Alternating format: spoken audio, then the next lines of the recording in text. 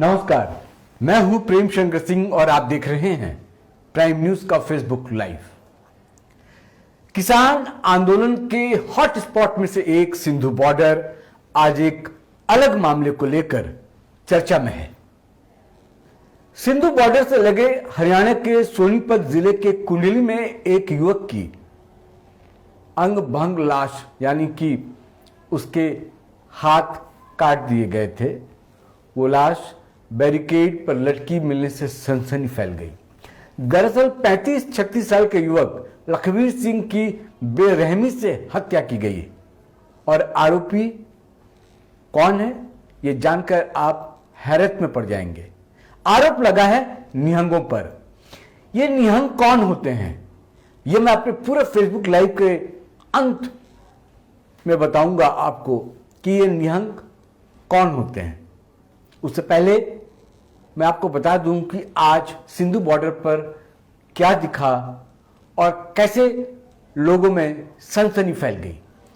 पहले उस युवक के हाथ पैर काट दिए गए, उसे रस्सी से बांधकर 100 मीटर तक घसीटा और जब तड़प तड़प कर उसका दम निकल गया तो निहंगों ने लाश यानी डेड बॉडी को किसान आंदोलन के मंच के सामने बैरिकेड से लटका दी। इस मामले में आरोपी निहंगों के दल के एक सदस्य ने लिया और खुद को समर्पण कर दिया। बाद में पुलिस ने उसे अरेस्ट कर लिया।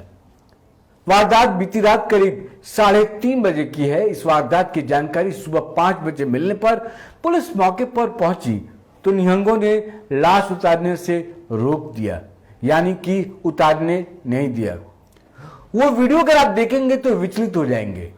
किस तरह से उसको लटकाया गया था, उस वक्त तक उसका दम नहीं निकला था, ब्लीडिंग हो रही थी और कुछ लोग उस वीडियो को देखकर हंस रहे हैं। बहुत ही विभत्स। मीडिया पर्सन जब फोटो लेने लगे उस वक्त वहां पर कुछ मीडिया के लोग पहुंचे तो उन्हें भी धमकी दी गई कि फोन जेब में डाल लें, वीडियो नहीं बनाएं। फिर बाद में किसान नेता बलदेव शीर्षक मौके पर पहुंचे तो पुलिस को डेड बॉडी उतारने की परमिशन दी गई। इसके बाद पुलिस ने शव सोनीपत के सिविल अस्पताल में पोस्टमार्टम के लिए भिजवा दिया गया।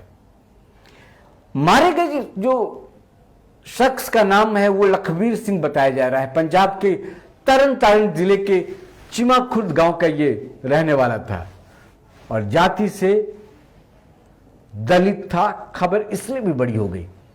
बताया जा रहा है कि उसकी नशे की लत के चलते पत्नी जसप्रीत 3 बेटियों को लेकर 5 साल पहले मायके चली गई थी। तब से लखवीर अपनी बुआ के घर रह रहा था। निहंगों का आरोप है कि लखवीर ने गुरु ग्रंथ साहिब की बेअदबी की, इसलिए उसे जान से मार दिया। खुलेआम उन्होंने कहा, स्वीकार किया कि उन्होंने मारा, उन्होंने हत्या की। सवाल यह उठता है कि क्या गुरु ग्रंथ साहिब की बेअदबी के जुर्म में किसी व्यक्ति की इस बुरी तरह से मौत के घाट उतारने की इजाजत मिल जाती है, दे दी जाती है?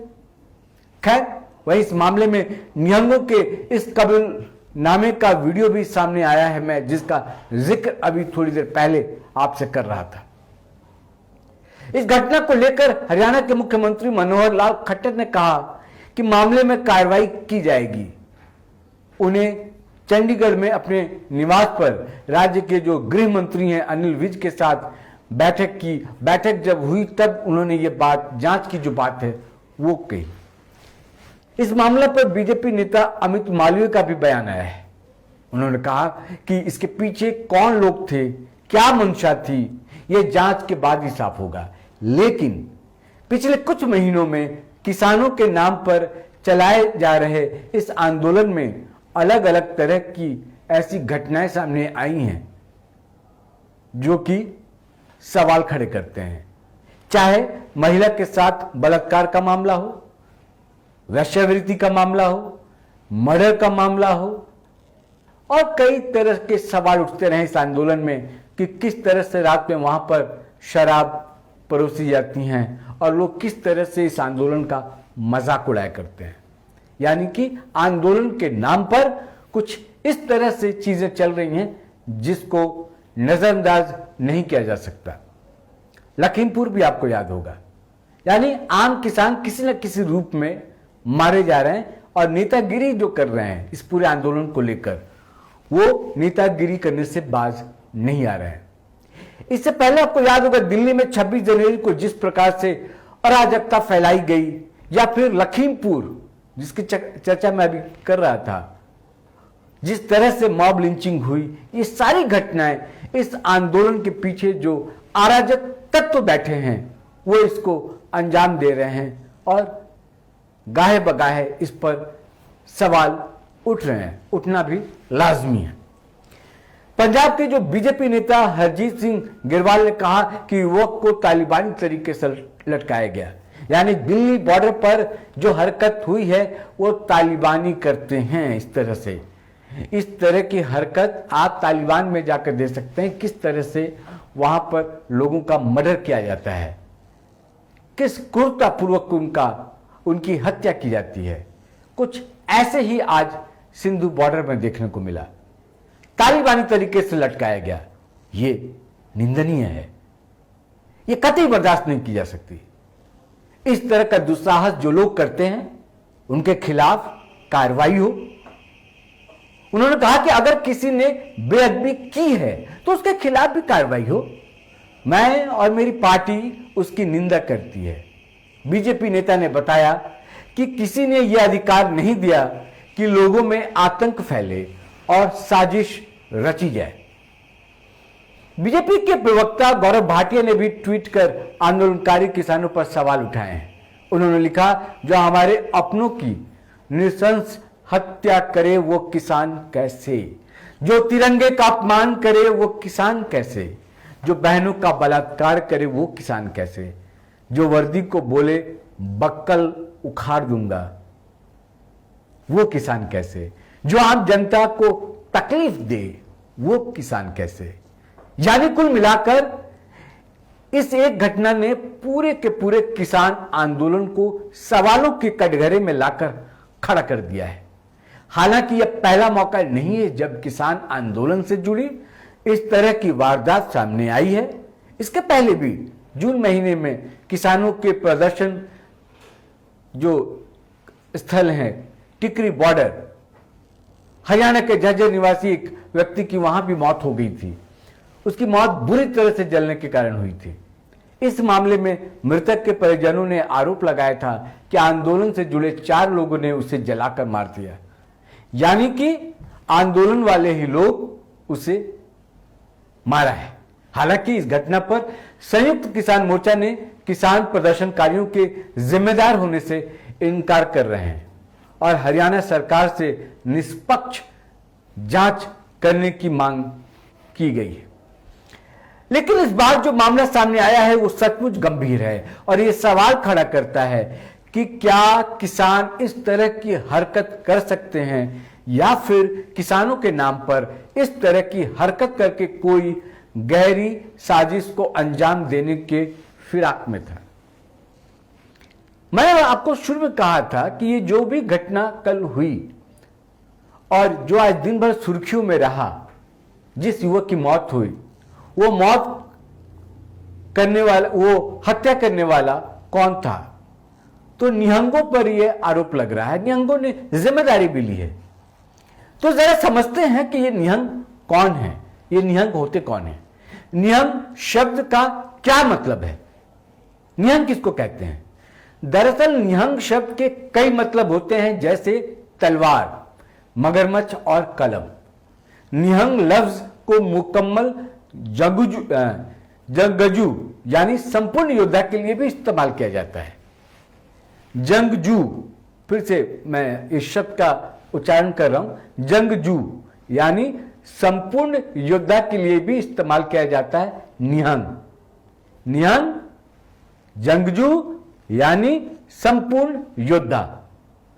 माना यह भी जाता है कि निहंग लफ्ज संस्कृत के निशंक से आया है, जिसका मतलब है कि वो जिसे किसी बात की शंका या खौफ ना हो। कहा यह भी जाता है कि निहंग शब्द का इस्तेमाल सिखों के सबसे पवित्र ग्रंथ श्री गुरु ग्रंथ साहिब में आता है। ये लोग नीले रंग के कपड़े पहने रहते हैं, साथ ही पगड़ी भी रहती है। इसके अलावा उनके पास हथियार भी मौजूद होता है, वो रख सकते हैं उनके धर्म के हिसाब से। निहंगों के पास हाथ में पहना जाने वाला कड़ा, पगड़ी के चारों ओर एक चक्र, तलवार या कृपाण, भाले और हाथ में छोटा खंजर जैसे हथियार होते हैं। सभी निहंग शस्त्र विद्या में पारंगत होते हैं, यानी कि उसको चलाने में पारंगत होते हैं। इंसानियत और मजहब की हिफाजत करते हैं। कहा जाता है कि ये जो निहंग होते हैं वो इंसानियत की हिफाजत करते हैं, मजहब का, धर्म का वो हिफाजत करते हैं। इंसानियत और मजहब का पालन करते हुए इन्हें मार्शल आर्ट समेत जंग की बाकी कौशल कला की तालीम दी जाती है। निहंग सिख हर रोज गुरुबानी का पाठ करते हैं, साथ ही ये श्री दसम ग्रंथ साहिब और सर्वलोक ग्रंथ में यकीन रखते हैं। आम सिखों से अलग निहंगों की पहचान उनके नीले कपड़ों से होती है। नीला बलिदान का प्रतीक है, यानी कि नीला रंग बलिदान का प्रतीक है। सिखों के 10वें गुरु गोविंद सिंह ने जब खालसा पंथ की स्थापना की, उसी के साथ ही निहंगों की भी शुरुआत हुई। निहंग सिखों में धर्म को लेकर कट्टरता आम सिखों की तुलना में ज्यादा होती है। निहंग मंक दो पंथ होते हैं। कुछ निहंग सिख सन्यासी जीवन और ब्रह्मचर्य का पालन करते हैं और कुछ गृहस्थ जीवन जीते हैं। जो गृहस्थ निहंग होते हैं उनकी पत्नियां भी वही वेश धारण करती हैं और बच्चे भी, और सभी समूह के साथ ही चलते हैं, एक जगह टिक कर नहीं रहते। इनके धर्म चिन्ह भी आम सिखों की तुलना में ज्यादा बड़े होते हैं और ये परंपरागत परिधानों में बड़े बड़े हथियार लेकर ही कहीं पहुंचते हैं। तो आज जो कुछ हुआ, जिस युवक की हत्या हुई, उस हत्या के पीछे जिम्मेदारी ली है निहंगों ने। और निहंग कौन होते हैं, क्योंकि आम लोग नहीं जानते कि निहंग कौन होते हैं, निहंग का काम क्या होता है, वो सिख में अपना स्थान, सिख धर्म में वो अपना स्थान कहाँ रखते हैं, उसके बारे में भी मैंने आपको बताया कि निहंग होते क्या है। अब जांच हो रही है, जो आरोपी है उसको पुलिस ने गिरफ्तार किया है, उससे पूछताछ हो रही है किस मकसद से उसकी हत्या की गई, इसके पीछे कोई और षड्यंत्र है या एक ये दुर्घटना है। दुर्घटना इस हालत में कि वो वहां पर पहुंचता है, जो चश्मदीद बताते हैं कि वो जो कैंप लगा हुआ है वहां पर वो पहुंचता है, उससे पूछताछ की जाती है, उसकी जांच की जाती है निहंगों के द्वारा ही कि आप कौन हैं, कहां से आए हैं, कैसे। वो कुछ माकूल जवाब नहीं देता है। तब कुछ लोगों ने ये सलाह दे डाली कि इसके साथ ऐसा कुछ सलूक किया जाए। कुछ लोगों ने कहा कि नशे में था, नशेड़ी था, इसलिए इसके साथ ये बर्ताव किया गया। लेकिन सबसे बड़ा सवाल यही है कि क्या कोई नशे में है, कोई नशेड़ी अगर है या कुछ आरोप उस पर लगते हैं तो क्या सजा देने की ये लोग हकदार थे या इसको कानून के हवाले करना था, पुलिस के हवाले करना था। पुलिस जांच करती और जो कुछ भी होता वो सबके सामने आता। तो ये गंभीर सवाल है, लॉ एंड ऑर्डर का भी सवाल है। और एक सवाल ये भी है कि किसान आंदोलन की आड़ में जो कुछ ये सब चल रहा है वो कौन भुगत रहा है। किसान नेता तो कम से कम नहीं, जो किसान नेता राजनीति कर रहे हैं, जो किसान नेता आम किसानों को जो गुमराह कर रहे हैं, और वो किसान जो भोले भाले हैं, जो राजनीति मुझे लगता है बहुत ज्यादा समझ नहीं पा रहे हैं, सही गलत का वो अनुमान नहीं लगा रहे हैं, उनको जान से हाथ धोना पड़ रहा है। हालिया में ही लखीमपुर का केस आपके सामने है और अब एक ये मामला सामने आया है, और जो इसके पीछे, इसके आड़ में जो कुछ चीजें चल रही हैं उस पर भी तमाम सवाल लगातार उठाए जा रहे हैं। सच क्या है? सच जैसे ही सामने आएगा मैं फिर आपके साथ हाजिर होऊंगा और बताऊंगा कि पूरी घटना कैसे घटी और इसके पीछे क्या हुआ था, क्या षड्यंत्र रची गई थी, या ये कोई ऐसे ही कोई एक घटना थी, अचानक सडनली जिसको कहते हैं कि कुछ हो जाना है एक्सीडेंट, यानी कि ये दुर्घटना मात्र थी या इसको जानबूझकर हत्या की गई, या कुछ लोगों के बहकावे में कुछ लोगों ने इस हत्या को या इस कांड को अंजाम दिया। फिर आपसे मुलाकात होगी, तब तक के लिए नमस्कार।